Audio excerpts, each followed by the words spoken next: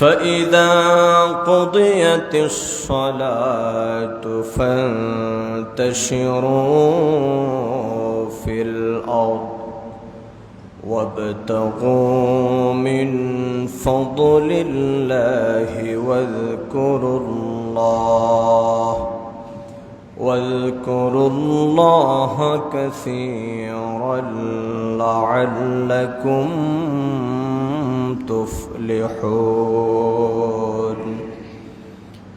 صدق الله مولانا العظيم وصدق رسوله النبي الحبيب الكريم، ونحن على ذلك من الشاهدين والشاكرين، والحمد لله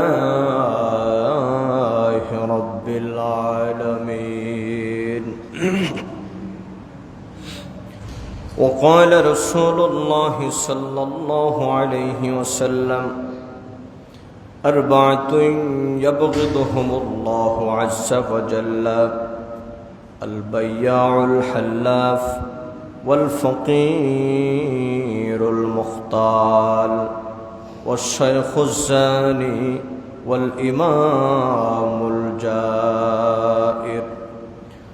وقال تعالى في شان حبيبه ومحبوبه مخبرا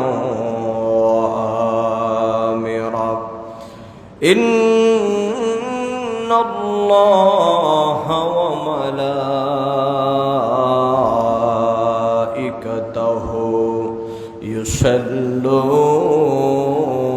يصلون على النبي يا أيها الذين آمنوا صلوا عليه وسلموا تسليما. اللهم صل على سيدنا مولانا محمد وعلى آل سيدنا. জোরে সুরে মোহাব্বতে উচ্চ আওয়াজে পড়ুন: আল্লাহুম্মা সাল্লি আলা সাইয়্যিদিনা মাওলানা মুহাম্মদ ওয়া আলা আলি সাইয়্যিদিনা মাওলানা। हर के बाशद आमल सल्लुमदाम अतोश दोज़ख शवद बुद व हराम। अल्लाहुम्मा सल्ली अला सय्यिदिना मौलाना मुहम्मद व अला सय्यिदिना।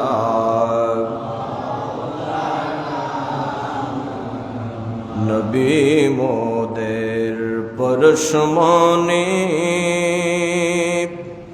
নবী মোদের জানের জান। নূর নবীকে না দেখিলে बचे न आशिक़ प्राण। अल्लाहुम्मा सल्ली अला सय्यिदिना मौलाना मुहम्मद व अला आलि सय्यिदिना। ला इलाहा इल्लल्लाह, ला इलाहा इल्लल्लाह, ला इलाहा इल्लल्लाह, ला इलाहा इल्लल्लाह, ला इलाहा। हस्बी रब्बी जल्लल्लाह, في قلبي غير الله حسبي ربي جل الله ما في قلبي غير نور محمد صلى الله لا إله إلا الله لا إله إلا الله لا إله إلا الله لا إله إلا الله لا إله إلا الله لا إله لا إله إلا الله محمد رسول الله صلى الله عليه وسلم মহান আল্লাহ জাল্লা শানুহু আম্মা নাওয়ালুহুর পাক শাহী দরবারে অত্যন্ত বিনয়াবনত চিত্তে শুকর গুজার করছি যে আল্লাহ পাক সুবহানাহু ওয়া তাআলা আজকের এই পবিত্র দিনে জুমাবারে আমাদেরকে মসজিদে আসার এবং বসার কিছু কথা বলার এবং শোনার তৌফিকটুকুন দান করেছেন। এজন্য আমাদের মহান মনিব আল্লাহ সুবহানাহু ওয়া তাআলার পাক শাহী দরবারে কালিমাত শুকর আদায় করে আমরা পড়ছি আলহামদুলিল্লাহ। প্রিয় সুধী বন্ধুরা আমার, আমরা গত জুমার থেকে আলোচনা করছিলাম হারাম উপার্জনের ক্ষতিকর দিকসমূহ। আমরা সকলে জানি ইসলামের দিক নির্দেশনা মোতাবেক হালাল পথে রোজে রোজগার করাটাও একটা ইবাদতের শামিল। আপনার পরিবার পরিজন, আপনার স্ত্রী সন্তানাদি মা বাবাকে ভরণ পোষণের জন্য আপনি যে পরিশ্রমটুকুন করছেন, এই পরিশ্রমটুকুনকে আল্লাহ পাক বৃথা যাইতে দিবেন না। এই পরিশ্রমটুকুনকে আল্লাহ পাক ইবাদতের মধ্যে গণ্য করে দিবেন। তাহলে বোঝা গেল যে আমরা যে পরিশ্রমটুকুন করি আমাদের পিতামাতা, আমাদের পরিবার পরিজন, সন্তানাদিকে ভালো রাখার জন্য, এই শ্রমের মর্যাদা আল্লাহর দরবারে অবশ্যই আছে। পক্ষান্তরে আরেকটি কথা মনে রাখা দরকার, আমাদের বাসা বাড়িতে যে সমস্ত মা বোনেরা, আমাদের বাড়িঘরের মা চাচিরা যারা আমাদের জন্য রান্নাবান্না করেন, ঘর গৃহস্থলীর কাজকর্মের মধ্যে তারা শরীক শামিল থাকেন, এটাও যদি ইসলামের শরীয়ত মোতাবেক পালন করা হয় তাহলে উনাদের কাজকর্মগুলো ইবাদতের মধ্যে গণ্য হয়ে যাবে। ইসলাম সকলের কাজগুলোকে একটা মহামর্যাদার চোখে দেখেছে। এই পৃথিবীতে আল্লাহ পাক মনুষ্য সম্প্রদায়দেরকে হালাল উপায়ে রুজি রোজগার করার জন্য তিনি বারবার জোর তাগিদ প্রদান করেছেন। যেমন মহাগ্রন্থ আল কোরআনের সূরা জুমুআ, কোরআন শরীফের মধ্যে একটা সূরা, সেই সূরার নাম হলো সূরা জুমুআ, মানে জুমার দিনের নামে একটা সূরা আছে। এই সূরার 10 নম্বর আয়াতে আল্লাহ পাক বলেন, যে আয়াতখানা আমি আপনাদের সামনে তেলাওয়াত করেছি, فَإِذَا قُضِيَتِ الصَّلَاةُ فَانْتَشِرُوا فِي الْأَرْضِ وَابْتَغُوا مِنْ فَضْلِ اللَّهِ وَاذْكُرُوا اللَّهَ كَثِيرًا لَعَلَّكُمْ تُفْلِحُونَ। আল্লাহ পাক বলেন, ও পৃথিবীর মানব সম্প্রদায়, বিশেষ করে পুরুষ জাতির কথা বলা হয়েছে, যে তোমাদের যখন নামাজ শেষ হয়ে যাবে, আমরা যে মসজিদের মধ্যে নামাজ আদায় করতে আসি, এটা কার হুকুম? সকলে বলতে হবে কার হুকুম? আল্লাহ পাক বলছেন, তোমাদের যখন ফাইদা কুদিয়াতিস সালাতু ফান্তাশিরু ফিল আরদ, তোমাদের যখন নামাজ আদায় করা শেষ হয়ে গেছে, তার মানে আমি আল্লাহ পাকের হক আদায় করা তোমাদের কমপ্লিট হয়ে গেছে। আমি আল্লাহর বন্দেগী তোমাদের কমপ্লিট যখন হয়ে গেছে, আমি আল্লাহ তোমাদেরকে অর্ডার করছি, নামাজ শেষ হওয়ার সাথে সাথেই ফান্তাশিরু ফিল আরদ, আমার জমিনের মধ্যে তোমরা ছড়িয়ে ছিটিয়ে পড়ো, জমিনের মধ্যে বের হয়ে যাও। কারণ কি? ওয়াবতাগু মিন ফাদলিল্লাহ, জমিনের মধ্যে আমি আল্লাহর পক্ষ থেকে তোমাদেরকে যে রিজেক দেওয়া হয়েছে, এই রিজেককে তোমরা অনুসন্ধান করো। তাহলে বোঝা গেল ইসলামের জীবিকা উপার্জনের যে হুকুম, এটা সরাসরি আল্লাহ পাকের পক্ষ থেকে ঘোষণা করা হয়েছে। নামাজ যখন আদায় হয়ে গেল, তখন তোমরা জমিনের মধ্যে ছড়িয়ে ছিটিয়ে পড়ো আমার রিজেককে তালাশ করার জন্য।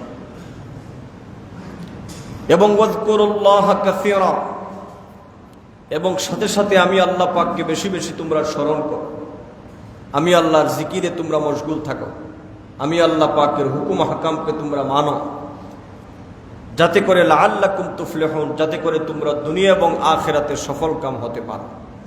বড় করে বলেন সুবহানাল্লাহ। এই আয়াতের মধ্যে কয়েকটি বিষয়ে কথা বলা হয়েছে। প্রথম নম্বর হচ্ছে তোমরা নামাজ আদায় করো, নামাজ আদায় করার পরে আমার জমিনের মধ্যে তোমরা হালাল রিজেক অন্বেষণের জন্য বের হয়ে যাও। তাহলে প্রথমত আল্লাহ পাকের ইবাদতের কথা বলা হয়েছে। দ্বিতীয় নম্বর বলা হয়েছে জমিনের মধ্যে ছড়িয়ে ছিটিয়ে পড়ে যাও। তৃতীয় নম্বর বলা হয়েছে আল্লাহকে বেশি বেশি করে স্মরণ করো, তার মানে তার হুকুম হাকামকে রক্ষা করো। এরপরে বলা হয়েছে এই কাজগুলো যারা করবে, আমি আল্লাহ পাক দুনিয়া এবং পরকালে তোমাদেরকে সফলতা দান করে দিব। ইসলামের হালাল পথে উপার্জনের যে গুরুত্ব, যেখানে মহান আল্লাহ পাকের সরাসরি বক্তব্য, নামাজ আদায়ের সাথে সাথেই তোমরা রিজেক অন্বেষণের জন্য বেরিয়ে যাও, এর চাইতে আর গুরুত্বপূর্ণ কথা কি আর হতে পারে ভাই? এজন্য ইসলামের মধ্যে সকলকেই হালাল উপার্জনের ব্যাপারে আদেশ করা হয়েছে। এজন্য আমরা মসজিদে যখন প্রবেশ করি নামাজের জন্য, তখন আমরা একটা দোয়া করি। কি দোয়া করি? আল্লাহুম্মা ইফতাহলি আবওয়াবা। এখানে একটি কথা না বললেই নয়, প্রসঙ্গক্রমে বলি। আমাদের দেশে যে মসজিদগুলাতে লেখা হয় আল্লাহুম্মা ইফতাহলি আবওয়াবা রাহমাতিক, এতটুকু লেখাটা যথার্থ নয়। মনে রাখবেন, আমরা দায়িত্ব নিয়ে কথা বলি। হাদিসে পাকের মধ্যে এসেছে ইদা দাখালা আহাদুকুমুল মসজিদ ফালিউসাল্লিম আলান নবী সাল্লাল্লাহু আলাইহি ওয়াসাল্লাম। ভালো করে খেয়াল করেন, এই কথাগুলো মনে রাখবেন।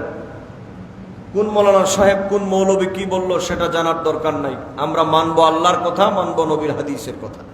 এই কথা কোন ঠিক কিনা? নবীজি বলেছেন তোমরা যখন মসজিদে প্রবেশ করো, আমরা মসজিদে প্রবেশ করি কোন পা দিয়া? একটু কথা বলেন সবাই, কোন পা দিয়া?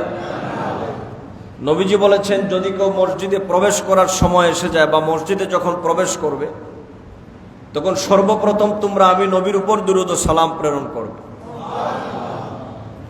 সুম্মা ইয়াকুল, এরপরে তোমরা বলবে আল্লাহুম্মা ইফতাহলি আবওয়াবা রাহমাতিক, হে আল্লাহ আমাদের জন্য রহমতের দরজাগুলো খুলে দাও। এটা হচ্ছে হাদিসের সহি কথা। অথচ আমাদের দেশে দেখা যায় নবীজির সালাতু সালামকে বাদ দিয়ে মসজিদের সামনে লেখা আছে আল্লাহুম্মা ইফতাহলি আবওয়াবা রাহমাতিক। কথা বলেন না, লেখা আছে না? আমাদের মসজিদের সামনেও লেখা আছে। হয়তো এটা আলেমরা বক্তৃতা করে বুঝায় নাই। নবীজির সুন্নতের কথা বলার পক্ষে হয়তো তাদের সাহস হয় নাই, কিন্তু এই কথাগুলো বলতে হবে। মসজিদে ঢুকার আদব হচ্ছে যখন ঢুকবেন ডান পা দিয়ে বলবেন আসসালাতু ওয়াসসালামু আলাইকা ইয়া রাসূলুল্লাহ, এরপরে বলবেন আল্লাহুম্মা ইফতাহলি আবওয়াবা রাহমাতিক। মনে থাকবে ভাই কথা? মানবেন তো কথা? বলেন ইনশাআল্লাহ। এটা নবীজির হাদিস। কারণ কি জানেন? আপনি যে মসজিদের ভিতরে ঢুকার সাথে সাথে বললেন আল্লাহুম্মা ইফতাহলি আবওয়াবা রাহমাতিক, আল্লাহ আমার জন্য রহমতের দরজাগুলা খুলে দাও। মনে রাখবেন হাদিসে পাকের মধ্যে এসেছে ইন্নাদ দুআ মাওকুফুন বাইনাস সামাই ওয়াল আরদ, বনি আদমের প্রত্যেকটা দোয়া জমিন এবং আসমানের মধ্যবর্তী জায়গায় ঝুলন্ত অবস্থায় থাকে। আপনি আমি যেই দোয়া করি এই দোয়া সরাসরি আল্লাহর দরবারে কবুল হয় না। ভালো করে খেয়াল করবেন, আমরা যে আল্লাহর কাছে বলি আল্লাহ এটা দাও সেটা দাও, এটা সরাসরি আল্লাহর দরবার পর্যন্ত পৌঁছায় না। হাদিসের মধ্যে এসেছে ইন্নাদ দুআ মাওকুফুন বাইনাস সামাই ওয়াল আরদ, প্রত্যেকটা মানুষের দোয়া আসমান আর জমিনের মধ্যে ঝুলন্ত অবস্থায় থাকে যতক্ষণ পর্যন্ত আমার নবীর উপর দুরূদ ও সালাম প্রেরণ করা না হয়, আমার নবীর উপর দুরূদ ও সালাম আদায় করার আগ পর্যন্ত এই দোয়া আল্লাহর দরবারে কবুল হয় না। তাহলে গুরুত্বটা বুঝেন। তাহলে আমার আপনার দোয়া যদি কবুল হতে হয় তাহলে প্রথম কি আদায় করতে হবে? এজন্য দেখবেন আমরা প্রত্যেক নামাজের পরে আসসালাতু ওয়াসসালামু আলাইকা ইয়া রাসূলুল্লাহ পড়ি। অনেকে তো মুখ বুজে বসে থাকেন, এগুলো আমল করার চেষ্টা করবেন। মুনাজাত করতেছেন মনে মনে একটু আসসালাতু ওয়াসসালামু আলাইকা ইয়া রাসূলুল্লাহ ওয়া সাল্লাল্লাহু আলা সাইয়্যিদিনা মাওলানা মুহাম্মদ ওয়া আলা আলিহি ওয়া আসহাবিহি ওয়া বারিক ওয়া সাল্লিম। ছোট্ট একটা দুরূদ শরীফ পড়ে আল্লাহর কাছে দোয়াটা করেন, দোয়া কবুল হয়ে যাবে। আমাদের দেশে খুব সুকৌশলে এক শ্রেণীর ইহুদি আর খ্রিস্টানদের প্রেতাত্মা মোল্লা মুন্সিরা এই আমলগুলোকে তারা বাদ দিয়ে দিচ্ছে। যেমন ভাবে আমি কথা বলবো ধারাবাহিকভাবে, যেমন ভাবে একটি কথা বলি, আমাদের দেশে ইকামতের সময় মসজিদের মধ্যে কিছু লোক দাঁড়ায়, আবার কিছু লোক বসে থাকে। মুয়াজ্জিন সাহেব বলে ইকামতের আগে কাতার সোজা করুন। মুয়াজ্জিনরা দেখা জিজ্ঞেস করেন যদি এটা তুমি পাইলা কোত্থেকে, এটা তোমার বাপ দাদার কথা, আমি তোমার কে রাইট দিল তুমি এই কথা বলার? কাতার সোজা করার কথার ব্যাপারে তোমাকে কে অধিকার দিল? ইসলাম তো তোমার কথাই চলে না। বহু মৌলবীরা যুক্তি দেয়, কয় না কাতার সোজা করা এটা কাতার বাঁকা থাকলে কলব বাঁকা হয়ে যাবে। আরে বেটা, কাতার সোজা করার কথা তো অবশ্যই বলা হয়েছে, কিন্তু কখন সোজা করতে হবে এই ব্যাপারে ইসলামের নিয়ম কানুন আছে। পৃথিবীতে চারটা মাযহাবের প্রসিদ্ধ চারটা মাযহাব হানাফি, শাফি, মালিকি, হাম্বলি, চারো মাযহাব একমত ইকামতের সময় বসে থাকতে হবে। এটা নবীজির হাদিস, ইদা উকিমাতিস সালাত ফালা তাকুমু হাত্তা তারাউনি। সংক্ষেপে বলি, আমি দীর্ঘ আলোচনা করব ইনশাআল্লাহ, কারণ হঠাৎ করে বললে স্রোতের বাইরে যদি স্রোতের প্রতিকূলে যদি কোনো কথা আসে আপনাদেরও মানতে কষ্ট হয়ে যাবে। অনেক মানুষে বলবে বুঝলাম না, হগল মসজিদও দেখি হগলে উবাই যায়, আর আমরা মসজিদও দেখি বোয়া এটা আমার নতুন মনে নাজিল হয়েছে। এটা নতুন নাজিল হয় না, আপনি নতুন শুনেছেন। আমাদের দেশের বহু মানুষেরা কয় আমাদেরকে, কয় হুজুর ইটা থেকে শুনলাম না কোনোদিন। তার মানে বোঝা গেল আপনি জগতের সব শুনছেন, এটা শোনার বাকি আছে আপনার। কথা বলেন না? আমার দেশের বহু মৌলবীরাও আছে, কম আকলদার মৌলবীরা আছে, কয় এইগুলা কোথাও পাই নাই। তার মানে বোঝা গেল জগতের সব কিতাব তার পড়া শেষ। কি কথা বুঝেন নাই আপনারা? আমি যদি বলে এটা কোথাও পাই নাই, তার মানে আমার সব কিতাব পড়া শেষ। আমি পাই নাই মালিক এটা কিতাবে নাই, এরকম না, আমার জানার অভাব। এজন্য আপনারা তালাশি হবেন, অনুসন্ধানী হবেন। একটা আমল মনে রাখবেন, নবীজি বলেছেন মান তামাসসাকা বিসুন্নতি ইনদা ফাসাদি উম্মতি ফালাহু আজরু মিয়াতা শাহীদ। যখন আমার উম্মতের উপরে চতুর্দিকে যখন ফিতনা ফাসাদ নাজিল হয়ে যাবে, ওই সময় একটা সুন্নতকে যে আঁকড়ে ধরবে আল্লাহ পাক তাকে 100 শহীদের সওয়াব দান করে দিবেন। এজন্য আমরা এই কঠিন সময় আমাদের দায়িত্ব হয়ে গেছে নবীজির সুন্নতকে রক্ষা করা। আপনারা কি নবীজির প্রতি মহব্বত প্রদর্শন করে নবীজির সুন্নতকে কি মানতে রাজি আছেন? তাহলে আমি আপনাদেরকে এই ফতোয়াটা আজকে শোনায় দেই, আজকে থেকে মানার চেষ্টা করবেন। বাকি আমি আলোচনা করব। নামাজে যখন ইকামত দেওয়া হবে বসে থাকবেন, যখন হাইয়া আলাস সালাহ বলা হবে আস্তে আস্তে উঠে হাইয়া আলাল ফালাহ কাদ কামাতিস সালাহ, অনেক সময় থাকে, এর ভিতরে কাতারটা সোজা করবেন। পারবেন তো? বলেন ইনশাআল্লাহ। আজকে থেকে আমরা এই আমলটা করব, নবীজির একটা সুন্নতকে আমরা পালন করব ইনশাআল্লাহ। ইকামতের সময় সকলেই বসে থাকবেন, যারা দাঁড়ায় যায় দাঁড়ায় যাক, কিন্তু আপনারা যারা আমাদের নিয়মিত মুসল্লি আজকে থেকে সেই আমলটা বসে থাকবেন। এবং আমাদের মসজিদে আলহামদুলিল্লাহ আপনারা খেয়াল করছেন কিনা, আমাদের মুয়াজ্জিন সাহেবরা বলে না কাতার সোজা করুন, বলে আপনাদেরকে বলা হয় মোবাইল ফোন বন্ধ করুন। কথা কন না, ঠিক কিনা? এরপরে এটাও আমরা শেষের দিকে আমরা বলি, যেমন আমি নামাজ শুরু করার আগে আপনাদেরকে বলি কাতার সোজা করুন। বলি না আপনাদেরকে? আপনারা প্রায় 1-1.5 বছর যাবত দেখতেছেন। ইনশাআল্লাহ আমরা চেষ্টা করি কোরআন সুন্নাহ মোতাবিক সুন্নতের উপর আমল করা। আমরা মন গড়া কোনো ইসলাম চাই না। তাহলে এই আমলটা আজকে থেকে আমরা করব, বলেন ইনশাআল্লাহ। অপরজনকে উদ্বুদ্ধ করব, দলিল প্রমাণ ডকুমেন্ট ফতোয়া লাগে আমার সাথে যোগাযোগ করবেন ইনশাআল্লাহ। এবার আসুন, যেটা বলতে চেয়েছিলাম, মসজিদে ঢোকার সময় আপনি দোয়া করলেন, আল্লাহ তুমি আমার জন্য রহমতের দরজা খুলে দাও। এবার মসজিদের মধ্যে নামাজের সেজদা দিলেন, নামাজ আদায় করলেন, রুকু করলেন, সেজদা করলেন, তাশাহুদ পড়লেন, সবকিছু পড়লেন, আল্লাহ পাকের দরবারে মোনাজাত করলেন। এবার আল্লাহ পাকের ওয়ার্ডার হুকুম আদায় হয়ে গেছে। এবার আপনার খাবারের প্রয়োজন, আপনার বাড়িতে মা বাবা আছে, সন্তানাদি আছে, স্ত্রী পুত্র আছে, আপনার খাবারের প্রয়োজন, আপনার হালাল রুজি রোজগারের প্রয়োজন। এবার দেখেন মসজিদ থেকে বের হওয়ার সময় আপনি আবার দোয়া করবেন।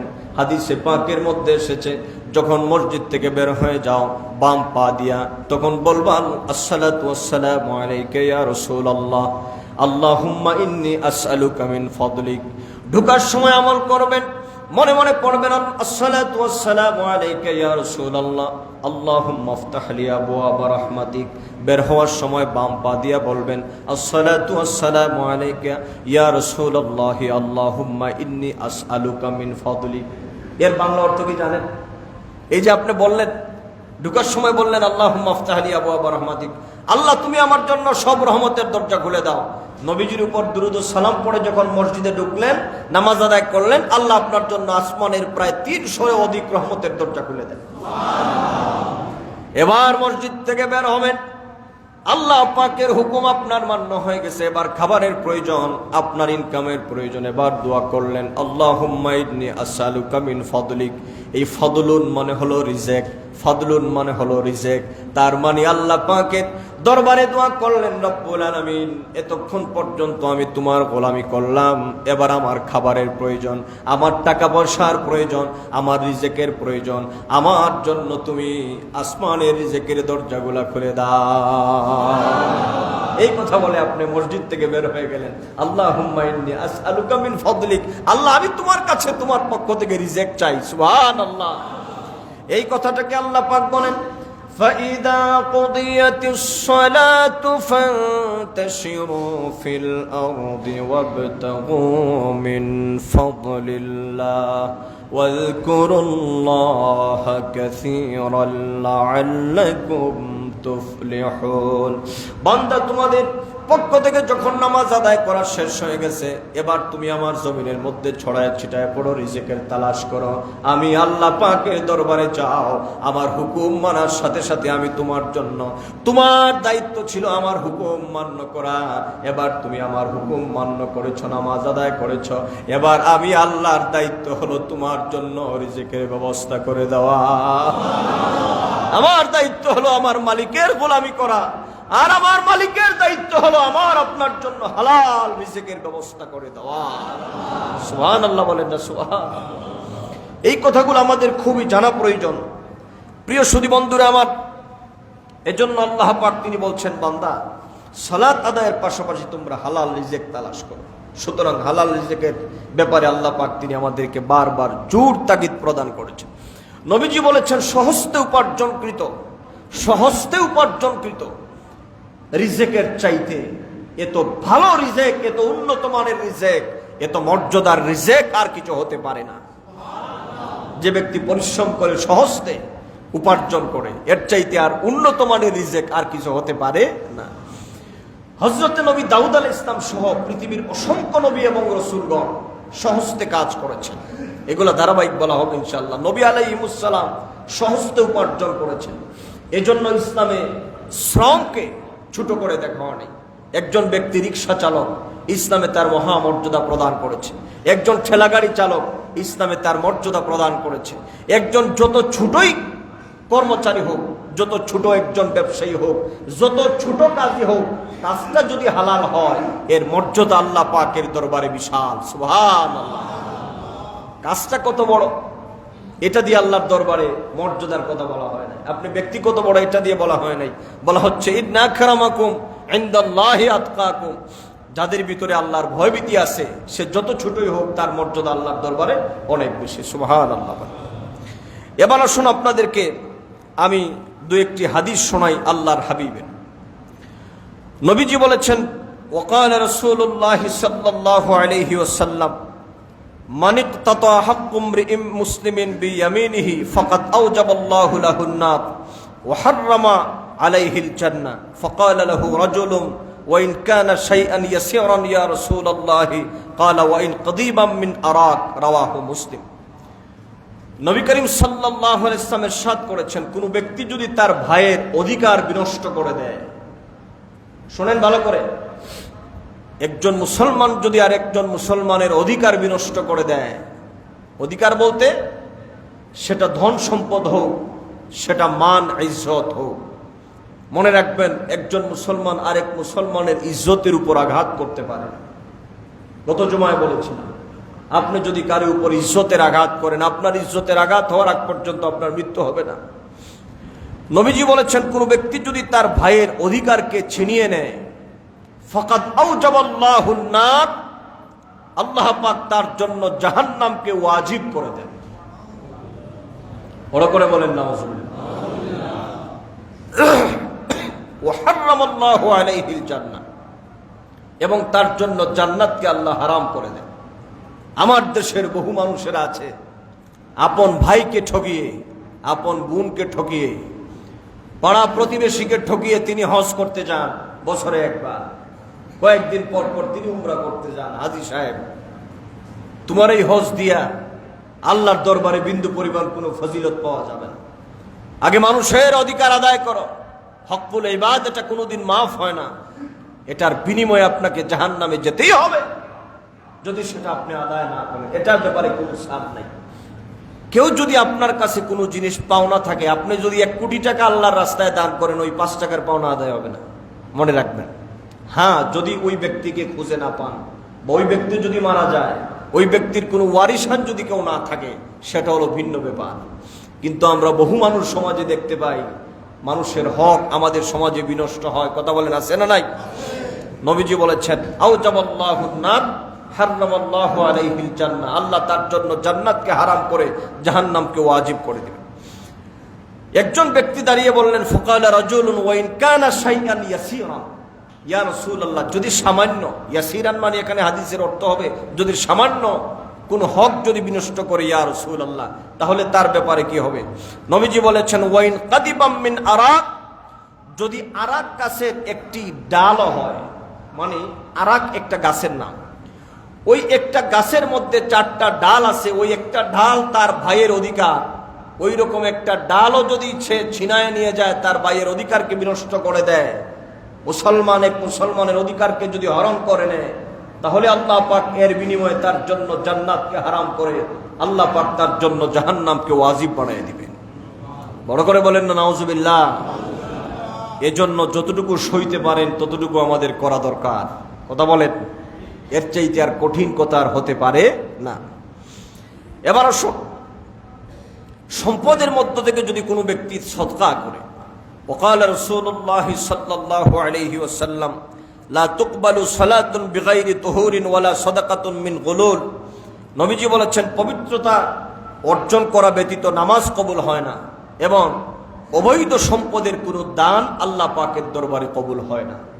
অবৈধ সম্পদ আপনার উপার্জন করেছেন হারাম উপায়ে, ওই সম্পদ উপার্জন করে যদি আপনি কোটি কোটি টাকাও দান করেন, ওই দান আপনার আল্লাহর দরবারে কবুল হবে না, বরং ওই দানের একটা ক্ষতিগ্রস্ততা আপনাকে দুনিয়া এবং পরকালে ভোগ করতে হবে।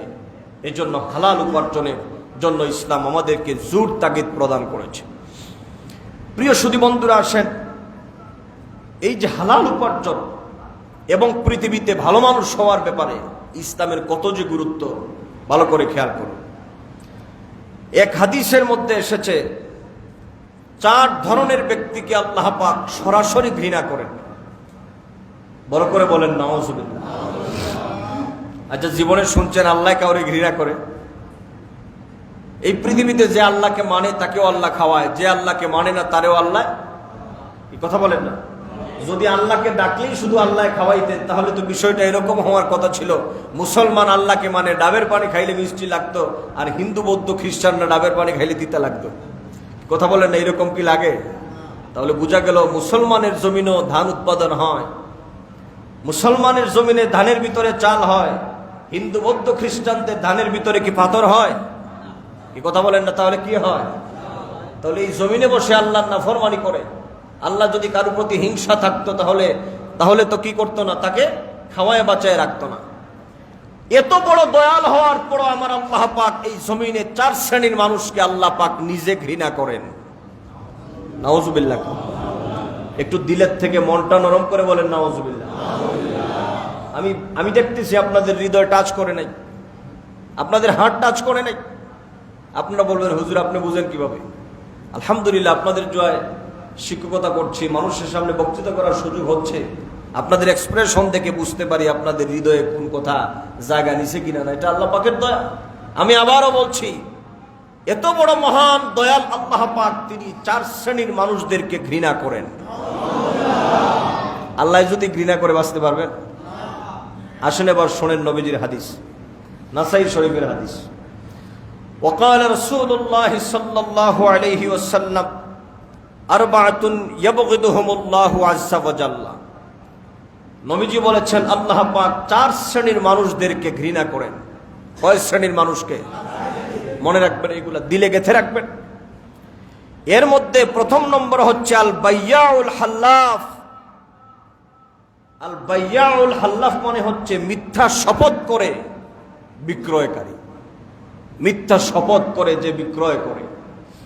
ব্যবসা বাণিজ্যের মধ্যে অনেকে মিথ্যা শপথ করে, ভাই আল্লাহর কসম এটা এত ভালো, একবার নিয়ে দেখেন জীবনে ভুলবেন না, বা জিনিসটা খারাপ। মাঝে মধ্যে দেখবেন আমাদের দেশে গাড়ি ঘোড়ায়, লঞ্চে, স্টিমারে, রেলগাড়িতে আগে হকারেরা বিভিন্ন ধরনের ওষুধ বিক্রি করত। কি কথা বলেন? আমি কাউকে ছোট করছি না। দাঁতের মাজন বিক্রি করতো। আর কুমিল্লা সাতপুরের যারা আছেন ওই ট্যাবলেটের নাম তো আপনারা জানেন ভালো। কি জানেন না আপনারা? কুমিল্লা সাতপুরের দিকে বহু ট্যাবলেট বিক্রি করা হয়, জন্মের মতো একেবারে বাত শেষ, জীবনও বাত আপনার কাছে আসবে, এইটা শেষ সেটা শেষ। ওরা দেখবেন বলে ভাই আল্লাহর কসম দিয়ে বলি একবার নিয়ে ব্যবহার করে দেখেন। আনার পরে দেখা যায় দাঁত মাজন এটা 3 নম্বর, তাও তো একটা নম্বর আছে, এটা কোনো নম্বরই নেই। কি কথা বলেন না? 3 নম্বরও তো একটা নম্বর আছে, যে এটা নাম্বার 3, কিন্তু এটা দেখা গেল এটা কোনো নম্বরই নেই। এটা 3 সাইডের পরেও যদি কোনো নাম্বার থাকে এটাও দেওয়া যাবে না, মানে এত বাজে। এই যে একটা মিথ্যা শপথ করে বিক্রয় করলো, বা কোনো ব্যক্তি যদি কোনো ব্যবসা বা বিজনেস করার জন্য মিথ্যা শপথ করে যে ভাই নেন এটা, আল্লাহ পাক তাকে সবচাইতে বেশি ঘৃণা করেন যদি কোনো ব্যক্তি মিথ্যা শপথ করে কোনো জিনিস যদি বিক্রয় করে, মিথ্যা শপথ করে যে বিষয়টা আসলেও কিনা সহি না। হ্যাঁ, যদি আপনার প্রোডাক্টটা ভালো থাকে, আপনি নিজে যদি জানেন যে আলহামদুলিল্লাহ আমি ভালো একটা কাপড় ক্রয় করেছি, আমি ভালো একটা জিনিস কিনেছি, এটা আমার কেনার সময় আমি নিজে স্যাটিসফাইড, ইনশাল্লাহ এটার মধ্যে এটা হয়তো বলতে পারেন ভাই নেন, ইনশাল্লাহ আমার জানা মতে আমি এটাতে কোনো ত্রুটি করি নাই, ঠিক আছে না, যে ইনশাল্লাহ আমি চেষ্টা করেছি আপনাকে ভালো একটা জিনিস খাওয়ানোর বা ভালো একটা জিনিস দেওয়ার। বহু দুধ বিক্রেতা দুধে পানি মিশায় কয় আল্লাহর কসম এটাতে 1 ফুটও পানি নেই। কি কথা বলেন না? তাহলে এই শপথটা কি সত্য হলো না মিথ্যা হলো? মিথ্যা হয় না, এটা হলো মিথ্যা শপথ। এরকম ব্যক্তিকে আল্লাহ পাক ঘৃণা করেন। নাম্বার 2 হচ্ছে ওয়াশাইখুজ জানি, প্রাপ্তবয়স্ক হওয়ার পরে পরন্ত বয়সে যারা জেনা ব্যভিচার করে। ওয়াশাইখুজ জানি মানে একটা সময় সীমার পরে যারা, সে যথেষ্ট পরিমাণ জ্ঞান বুদ্ধি সম্পন্ন, আল্লাহ পাক তাকে একটা বয়স সন্ধি করে পৌঁছায় দিয়েছেন, ওই সময়ে যে ব্যক্তি আল্লাহ পাকের হুকুম অমান্য করে জেনা ব্যভিচার করে, আল্লাহ পাক বলেন আমি সরাসরি তাকে আমি ঘৃণা করি। মনে রাখবেন, এই পৃথিবীতে কোনো ব্যক্তি যদি জেনা করে, জেনাকার, নবীজি দেখায় দিয়েছেন আপনি যখন আপনার পাঞ্জাবির কাপড়টা খুলবেন, নিচ থেকে টান দিয়ে উপর দিক দিয়ে আপনি খুলবেন না, কি কাপড়টা আপনি খুলবেন না? বাড়িতে গেলে গরম লাগলে কাপড়টা খুললেন আপনি। নবীজি বলেছেন তার কাপড় যেইভাবে খুললে তার শরীর থেকে কাপড়টা আলাদা হয়ে যায়, কোন জেনাকার যখন জেনার কাজে লিপ্ত হয় তার থেকে ঈমানটা সেইভাবে আলাদা হয়ে যায়, ঈমান দূরে চলে যায়। মনে রাখবেন, কোন ব্যক্তি ঈমানদার অবস্থায় জেনা করতে পারে না। তাহলে নবীজির হাদিস এবং আল্লাহ পাকের কালামে পাকের বিধান অনুযায়ী একথা বিশ্বাস রাখবেন, এই পৃথিবীতে কোনো জেনাকার মুমিন থাকতে পারে, কারণ জেনা করার সময় তার ঈমান থাকে না। নবীজি বলেছেন, কাপড় যেভাবে ফেলে দেওয়া হয় ঈমান তার কাছ থেকে উঠায় নেওয়া হয়, আল্লাহ উঠায় নেন তার কলব থেকে ঈমানটা। এজন্য ইসলামের মধ্যে জেনা ব্যভিচার করা তো দূরের কথা, আল্লাহ পাক বলেছেন লা তাকরাবুজ জিনা, তোমরা জেনা ব্যভিচারের নিকটবর্তী হবা না, ইন্নাহু কানা ফাহিশাতাও ওয়া সাআ সাবিলা। এই পৃথিবীতে যত ধরনের গর্জিত কাজ আছে এর মধ্যে অন্যতম একটা গর্জিত কাজ হচ্ছে জেনা ব্যভিচার। আজকে সমাজে বিবাহকে কঠিন করা হচ্ছে, জেনা ব্যভিচারকে সহজ করে দেওয়া হচ্ছে। এক শ্রেণীর স্বার্থান্বেষী মহল, এক শ্রেণীর দুর্থবাজেরা আজকে বাংলাদেশে আইন পাশ করতে চায়। আজকে তারা বাংলাদেশের পার্লামেন্টে মদ এবং অশ্লীলতাকে প্রচারের জন্য তারা বহু প্রচেষ্টা চালাচ্ছে। অথচ দেখেন, যেই লোকগুলা ফ্রি মিক্সিং এর কথা বলে, ওর বউ গিয়া দেখেন ওর কথা শোনে না, ওর মেয়ে গিয়া দেখেন ওর কথা শোনে না। এজন্য ওই লোকটাই তো এই রকমের কথা বলার কথা। কিন্তু যে ব্যক্তির ভিতরে ঈমান আছে, ইসলাম আছে, ওই ব্যক্তিরা কোনোদিন, যে ব্যক্তি আল্লাহকে ভয় করে, যেই ব্যক্তি ঈমানদার, ওই ব্যক্তিরা কোনোদিন জেনা ব্যভিচারের পক্ষে কথা বলা তো দূরের কথা, জেনা ব্যভিচারকে সমর্থন করতে পারে না। কথা বলেন ঠিক না? কিন্তু আমাদের দেশে কোথায় কথা বলবেন? যাদের মাধ্যমে দুর্নীতি বন্ধ করবেন, ওরা যদি দুর্নীতির রাখাল হয়। ঘুষ বন্ধ করার জন্য সরকার পুলিশ দিয়েছে, দেখা গেল পুলিশ বাহিনীর কিছু লোকেরা ঘুষ খায়। শয়তানি বদমাশি বন্ধ করার জন্য সরকার পুলিশ দিয়েছে, দেখা গেল বহু পুলিশ সদস্য শয়তানি বদমাশিতে লিপ্ত হয়ে যায়। আপনি কার মাধ্যমে বন্ধ করবেন? আমাদের সিলেটি ভাষায় একটা কথা আছে, বেড়ে দান খায়। কথা বুঝেন নেব? আপনারা নন ডিস্ট্রিক্টের যারা বুঝবেন না, মানে বেড়ায় দান খায় আর কি। বেড়া দিছে দান বাঁচানোর জন্য, এখন দেখা গেল বেড়াই এখন রক্ষক বক্ষক হয়ে গেছে। কি বুঝেন আপনারা? সিলেটি নাই নেই কেন? আল্লাহ মাতুন না কেন আপনারা? হ্যাঁ, শব্দ সেই কথাটা কয় যে রক্ষক যদি বক্ষক হয়ে যায়। সুতরাং এদেশে কোথায় আপনি কথা বলবেন? আমাদের ঈমান বাঁচানো বড় কঠিন হয়ে দাঁড়িয়েছে, ঈমান বাঁচানো বড় কঠিন হয়ে দাঁড়িয়েছে। এজন্য ভাই, আমার কবরে আমি যাব, আপনার কবরে আপনি যাবেন। কথাগুলা ভালো করে খেয়াল রাখবেন। এই দুনিয়া খুব ক্ষণস্থায়ী জায়গা। আল্লাহ যদি আমাদের ঈমান যদি হেফাজত না করে, কিভাবে পরকালীন জীবনে আমরা দাঁড়াবো? ওই কবরে কিভাবে থাকবো? একবার শুধু চিন্তা করবেন, এই কবরে তো পৃথিবীর কেউ আমাদের সাথী হবে। আল্লাহ আমাদেরকে হেফাজত করুন, সবাই পড়েন আমিন। নাম্বার 3, ওয়াল ফকিরুল মুখতাল। তৃতীয় শ্রেণীর যে ব্যক্তি ও শায়খুজ জানি, ওই বৃদ্ধ জেনাকারীদেরকে, জেনা ব্যভিচারকারীদেরকে আল্লাহ পাক সরাসরি লানত দেন। এদের উপর 24টা ঘন্টা ফেরেশতার লানত থাকে। তৃতীয় নম্বর হচ্ছে ওয়াল ফকিরুল মুখতাল, অহংকারী ফকির। অহংকারী ফকির বুঝেন? আসলেই আদতে তার কিছু নাই, ভিক্ষা নিতে আসছে, আইসা কয় বেটা 10 টাকা দে, নাইলে তোর টাকার দরকার নাই। কথা বলেন, আছে না নাই? বাংলাদেশে বহু ফকির আছে, 10 টাকা না দিলে নেয় না, 2 টাকা দিলে কয় কি বেটা তুই আমার কি মনে করছস? মানে হ্যাঁ, নিজেই কয় তুই আমার কি মনে করছস। তা আপনি বলা দরকার, ভাই তোমার কিছু মনে করি নাই, এটা আমারই ভুল হয়ে গেছে। হাদিসে পাকের মধ্যে এসেছে ওয়াল ফকিরুল মুখতাল, অহংকারী ফকির। যে ফকির অবস্থায় অহংকার প্রদর্শন করে আল্লাহ তারই ঘৃণা করেন। চতুর্থ নম্বর হচ্ছে ওয়াল ইমামুল জায়ের, অত্যাচারী নেতা। যেই নেতা মানুষের উপর সমানে আঘাত করে, মানুষের নামে মিথ্যা মামলা মোকদ্দমা দেয়, মানুষকে হয়রানি করার জন্য সদা সর্বদাই ব্যস্ত থাকে, 24টা ঘন্টা ওই ব্যক্তির উপর আল্লাহ পাকের লানত বর্ষিত হতে থাকে।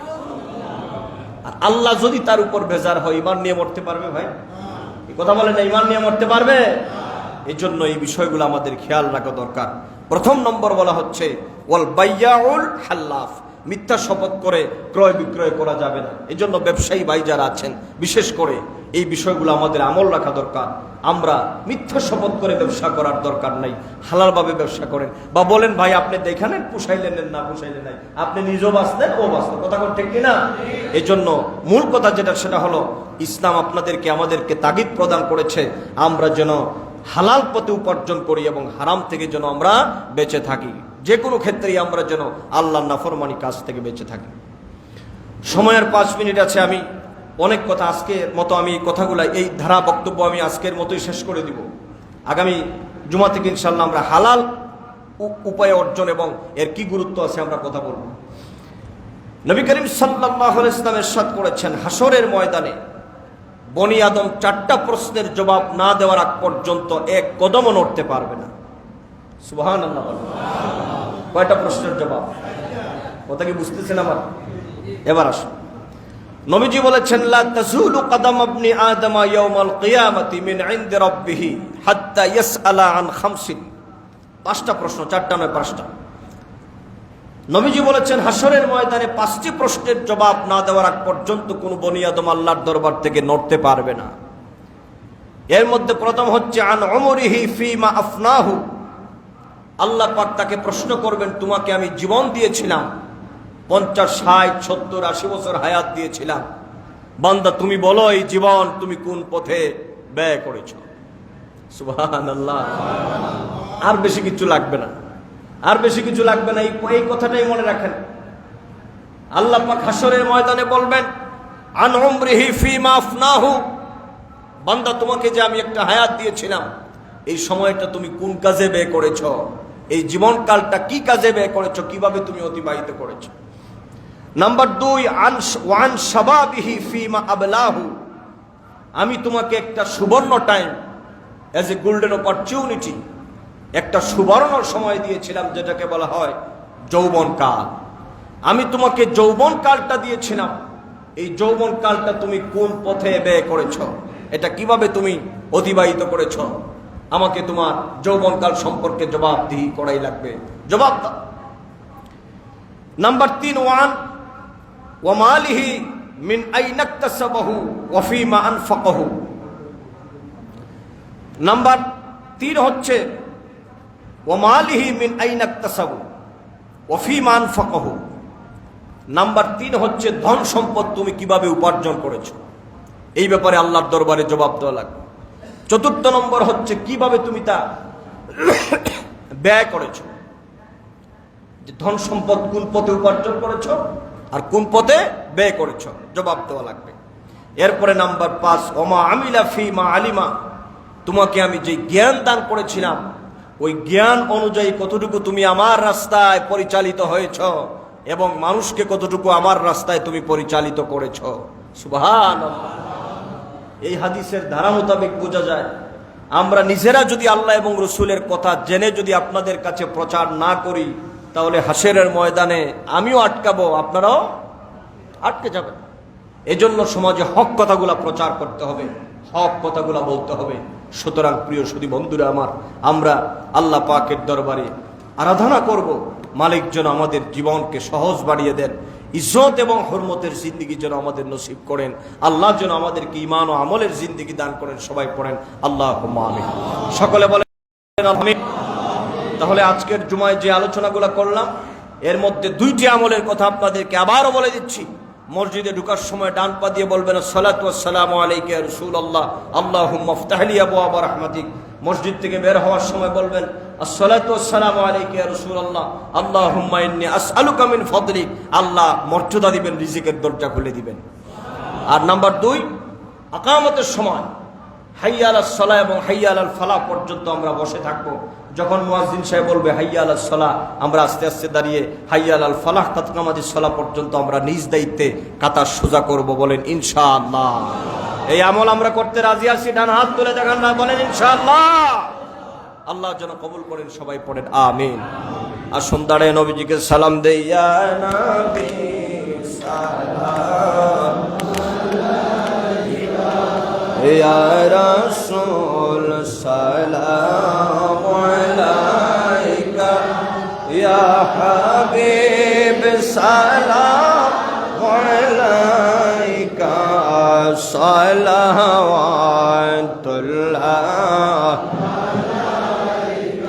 सय्यदी या रसूल अल्लाह आका या हबीब अल्लाह আমরা যে গোলাম সকলে মিলিত মিলাদ মাহফিল কিয়াম ডাকি আপনাকে আশা যে পাব মরণে ইয়া নবী সালাম या रसूल सलाम अलैका या हबीब सलाम अलैका सलावतुल्लाह हबीबी या रसूल अल्लाह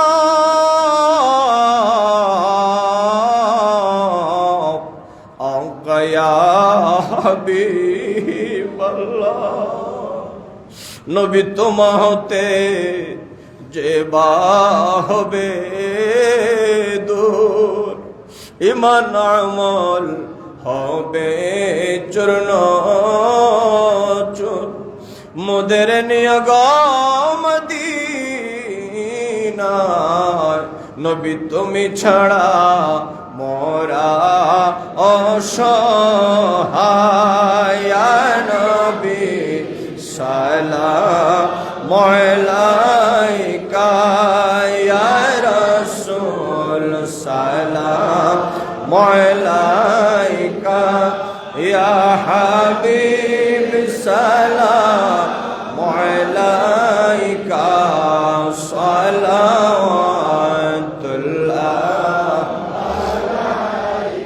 ইয়া রাব্বি সাল্লি ওয়া সাল্লিম দাইমান আবাদান আলা হাবিবিকা নাবিয়িনা খায়রুল খালকি কুল্লিহিম বালাগাল আলা বিকামালিহি কাশফাত তুজা বিজামালিহি আসনাতু জামিউ খসালিহি সাল্লু আলাইহি ওয়া আলিহি। অনেকে দোয়া প্রার্থী হয়েছেন। একজন মহিলা মসজিদের মধ্যে 500 টাকা দান করেছেন, আল্লাহ যেন কবুল করেন। আমাদের মুতল্লি সাহেবের খালা অসুস্থ, একখানা খতম আদায় করেছেন, আল্লাহ যেন ওনার খতমাতকে কবুল করেন এবং ওনার বেমারকে যেন শেফা দান করেন, সবাই পড়েন আমিন। আরও অনেকে অসুস্থ অবস্থায় আছে, বিশেষ করে আমাদের বার্তখোলা এলাকার অনেক ভাই বোনেরা অসুস্থ, আল্লাহ যেন আমাদের বেমারকে শেফা দান করেন, সবাই পড়েন আমিন। আল্লাহুম্মা আমিন। ربنا ظلمنا أنفسنا وإن لم تغفر لنا وترحمنا لنكونن من الخاسرين ربنا عليك توكلنا وإليك نبنا وإليك المصير رب العالمين মেহেরবানি করে আমার জীবনের গুনাহ খাতাকে maaf করে দাও। আল্লাহ তাআলা যেইভাবে জীবন অতিবাহিত করার কথা গো মাহবুব, তোমার হুকুম আকাম মান্য করে জীবন আমরা আদায় করতে পারি না, বরং শয়তানের ধোঁকায় পড়ে কুমন্ত্রণা করে গুনাহ খাতার কোনো সীমা নাই। আল্লাহ হাসরের ময়দানে তুমি যদি আটকাও, জবাব দেওয়ার মতো কোনো সাধ্য নাই গো। জীবনের গুনাহগুলো মাফ করে দাও। তুমি আমরার উপর খুশি আর রাজি হয়ে যাও। তুমি যদি আমরার সাহায্য না করো আল্লাহ, আমরা কিভাবে আর তোমার পথে চলবো, তোমার হাবিবের পথে চলবো গো বাবা। তোমার কুদরত দিয়ে আমরা সাহায্য ফরমাও। তোমার মার বান্দারা বহু দূর দূরান্ত থেকে জুমার নামাজ আদায়ের জন্য শামিল হয়ে গেছেন, কবুল আর মঞ্জুর ফরমাও। অনেকে অনেকভাবে দোয়া প্রার্থী, আল্লাহ কবুল আর মঞ্জুর ফরমাও। আল্লাহ অনেক বেমারিরা আছে, মা দোয়া প্রার্থী বেমারিদের বেমার সেবা নসিব করে দাও। মুতল্লি সাহেবের খালা কোরআন আল্লাহ মাহবুদ খতম শরীফ আদায় করেছেন, তুমি কবুল আর মঞ্জুর ফরমাও। তোমার মার বান্দির হায়াত বাড়ায় দাও, পরিবার পরিজনের হায়াত বাড়ায় দাও। আরো অনেক বেমারিরা মাহবুদ আল্লাহ অনেকে দোয়া প্রার্থী হয়েছেন। আমার এক ব্যবসায়ী ভাই দক্ষিণ শর্মার দোয়া প্রার্থী আল্লাহ, আল্লাহ তুমি বেমারকে সেবা নসিব করে দাও। সিরাজ বিন সুবত ভাই সহ আরো যারা অসুস্থ আল্লাহ মাহবুদ, আমাদের এক ভাই আল্লাহ মুক্তার ভাই মাহবুদ অসুস্থ, দোয়া প্রার্থী আল্লাহ সেবা নসিব করে দাও। আরো যারা বেমারি আছে গো মাহবুদ, বেমারিদের বেমারকে তুমি সেবা নসিব করে দাও। আল্লাহ আমাদের জান মালকে তুমি হেফাজত ফরমাও, আমাদের সকলকে ইজ্জত হরমতের জিন্দেগি তুমি নসিব করে দাও। আমাদের মসজিদ মাদ্রাসাকে তুমি কবুল আর মঞ্জুর ফরমাও। আল্লাহ এখানে যারা পড়াশোনা করতেছে ছাত্র ছাত্রীগুলোর দুনিয়া আখিরাত উজালা বানায় দাও। বিফাদলি সুবহান রাব্বিকা রাব্বিল ইজ্জাতি আম্মা ইয়াসিফুন ওয়া